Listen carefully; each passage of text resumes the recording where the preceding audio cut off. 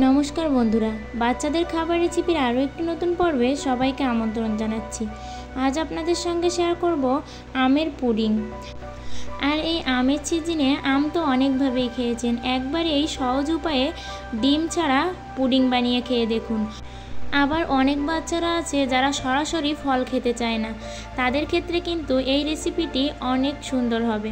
তাই বেশি দেরি না করে চলে যাই মূল রেসিপিতে।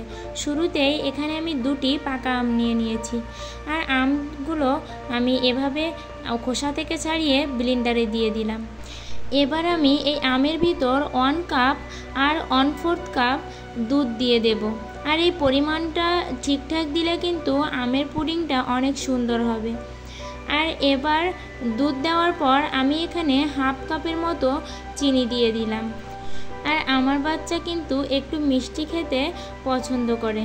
আর এখানে আমি 1-2 চিমটি লবণ দিয়ে দিলাম। লবণটা এখানে অল্প পরিমাণেই দিবেন। তারপর আমি খুব সুন্দর করে এটাকে ব্লেন্ড করে নেব। আর এই যে দেখুন, আমার কিন্তু ব্লেন্ড করা হয়ে গেছে। আর এবার আপনাদের একটি চামচের সাহায্যে দেখাই।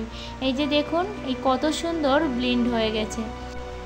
এ পর্যায়ে আমি কড়াইটা চুলাতে বসিয়ে এই ব্লেন্ড করা পিউরিটা দিয়ে দেব।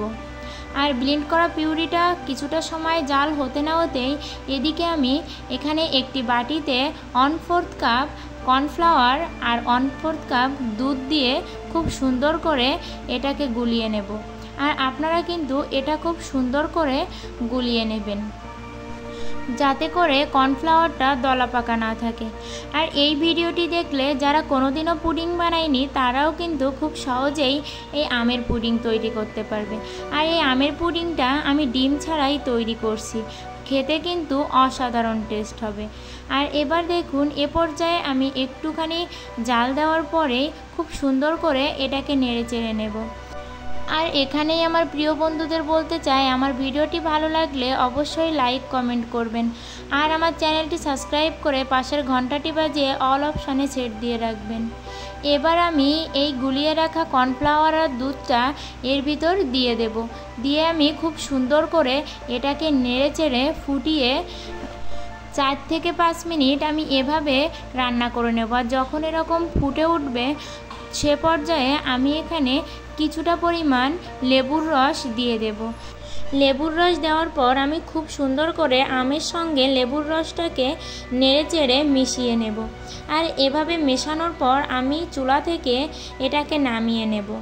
এবার আমি এই দেখুন, এরকম সাইজের একটা পাত্র নিয়েছি। আর এই পাত্রে আমি হালকা খাবার সয়াবিন তেল দিয়ে দিলাম। দিয়ে খুব সুন্দর করে বাটির সাথে মাখিয়ে নিলাম। মাখিয়ে নেওয়ার পর আমি 2 ঘন্টা এটাকে ফ্রিজে রেখে দিলাম।